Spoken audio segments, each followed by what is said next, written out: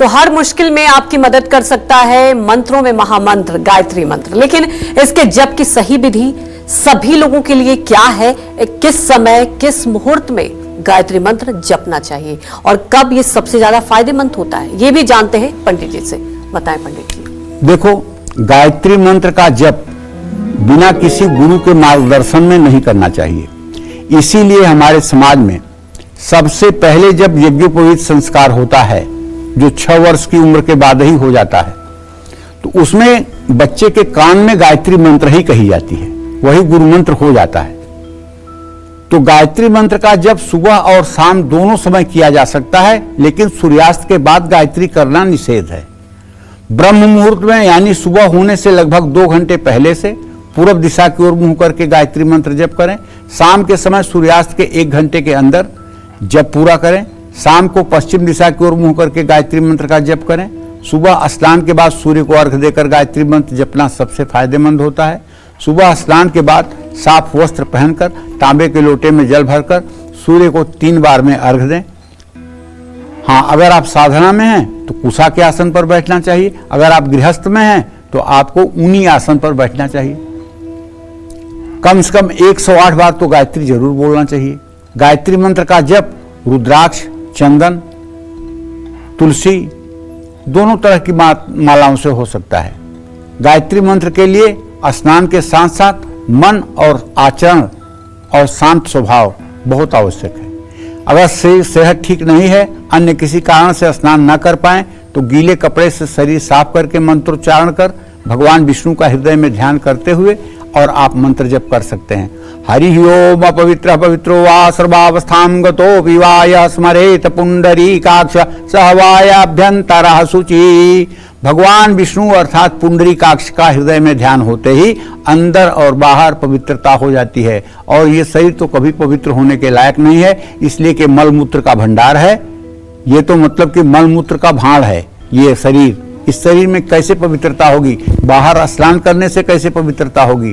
हर समय मलमूत्र बनता रहता है। इसलिए जब तक भगवान विष्णु पुंडरीकाक्ष का हृदय में ध्यान नहीं होगा, तब तक भीतर बाहर शुद्धि नहीं होगी। इसलिए हर साधक को चाहिए कि भगवान श्री हरि विष्णु का हृदय में ध्यान करते हुए वो अपने पूजा पाठ के कार्यक्रम को आगे बढ़ाए। इससे सफलता मिलेगी। जय मां विंध्यवासिनी। गायत्री मंत्र जपते समय किन बातों का ध्यान ना रखने से इस मंत्र का 1% फल भी आपको नहीं मिल पाएगा?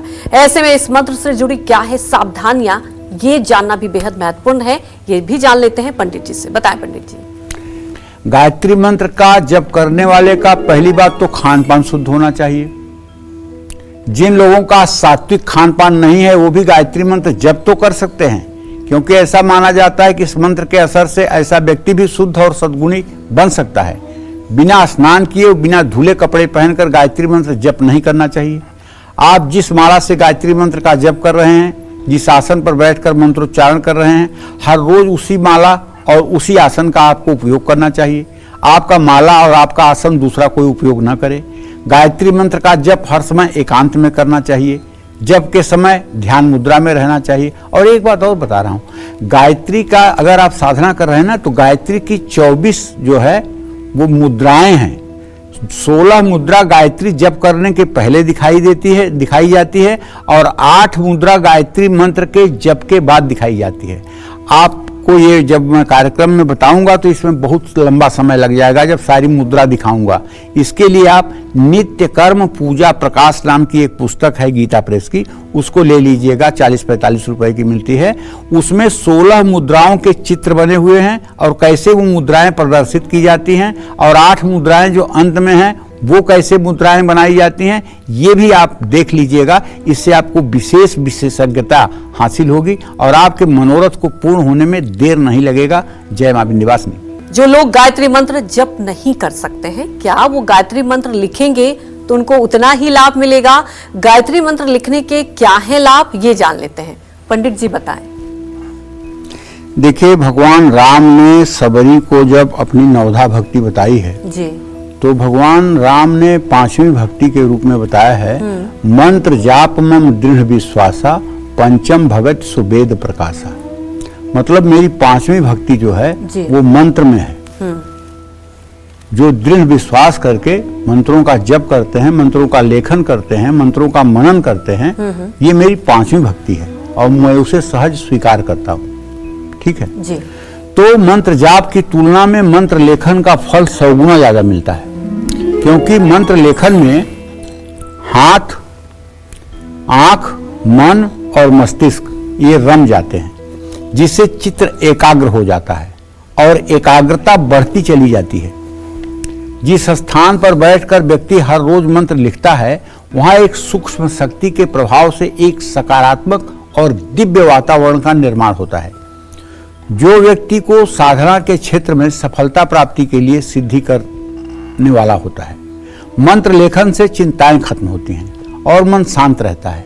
मंत्र योग का ये तरीका मंत्र जप की तुलना में ज्यादा फायदेमंद है। एक बात आपको बताऊं, अगर आपको ये महसूस होता है कि घर के बाहर आप रहते हैं तो खुश रहते हैं और घर में जाते ही आप उदास हो जाते हैं, घर का निगेटिव वाइब्रेशन है, तो आप घबराइए मत।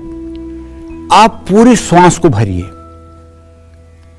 और उद्गीत प्राणायाम करिए। पूरी श्वास को भरना, ओम,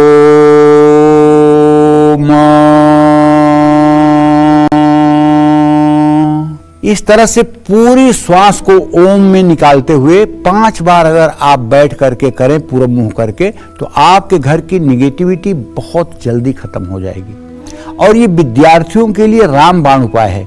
विद्यार्थी जहां पढ़ते हैं वहां उन्हें 5 बार सुबह 5 बार शाम उद्गीत प्राणायाम करना चाहिए, जिससे उनकी आसन सिद्धि हो जाए और वो ज्यादा समय तक बैठ करके पढ़ पाए।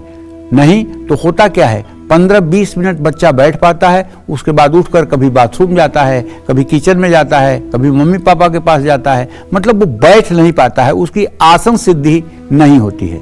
और जब तक आसन सिद्धि नहीं होती है तब तक वो चाहे पढ़ाई हो चाहे साधना हो, कहीं भी सिद्धि नहीं मिलती है। आसन सिद्धि होना बहुत जरूरी है और आसन सिद्धि के लिए ये उद्गीत प्राणायाम अगर आप करेंगे, वहां का वायुमंडल अगर सकारात्मक होगा तो निश्चित रूप से आपका मन लगेगा और आप प्रसन्नता पूर्वक पूरे आह्लाद के साथ आप बैठ करके अध्ययन भी करेंगे, साधना भी करेंगे। इसलिए सभी लोगों को चाहिए कि चाहे आप साधना के क्षेत्र में हैं और चाहे आप पढ़ाई के क्षेत्र में हैं, आपको गायत्री मंत्र का जप का आश्रय लेना चाहिए और ओंकार से आपको उद्गीत प्राणायाम करना चाहिए। प्रातः और सायंकाल दोनों समय ये उपाय करने से निश्चित रूप से सफलता मिलती है। जहां तक गायत्री मंत्र लिखने की बात है, देखिए जब आप लिखते हैं तो एक एक अक्षर जब आप लिखते हैं तो एक एक अक्षर पर आपका ध्यान जाता है और जब आपकी ध्यान की ऐसी तन्मयता होती है, जितने दिन तक जितने समय तक आप लिखते हैं, ये तन्मयता, ये एकाग्रता आपको निश्चित रूप से भगवत प्रेम में और ज्यादा मदद करती है। जय मां विंध्यवासिनी। तो गायत्री मंत्र लिखना, गायत्री मंत्र जपने से भी ज्यादा फायदेमंद है, लेकिन क्या इससे जुड़े भी कुछ अहम नियम है जिनका ध्यान हर किसी को रखना चाहिए? ये पंडित जी से जान लेते हैं। पंडित जी, जब आप बता रहे थे मंत्र का जप करना, तब भी कई नियम आपने बताए, तो लिखने के लिए भी अहम नियम है? देखिए, लिखने के लिए भी नियम है जी। लिखने के लिए एक कॉपी ले लीजिए, उसमें लाल या नीले रंग की स्याही वाली पेन से शुद्धता पूर्वक पूरब की तरफ मुंह करके आप गायत्री मंत्र जो है जप करिए, लिखिए। और जब 24,000 मंत्र पूरे हो जाएं तो ये कॉपी गायत्री मंदिर में भेंट कर दीजिए। मंत्र लेखन करते समय किन बातों का ध्यान रखना चाहिए, ये भी ध्यान दीजिए। लेखन करते समय गायत्री मंत्र के अर्थ का मन ही मन चिंतन करें। मंत्र लेखन में जल्दबाजी न करें, स्पष्ट और शुद्ध मंत्र लेखन करें। जैसे किताब में मंत्र लिख रहे हैं, उसकी शुद्धता का ध्यान रखें। मंत्र लेखन किसी भी समय किसी भी स्थिति में अस्वस्थ व्यक्ति भी कर सकते हैं।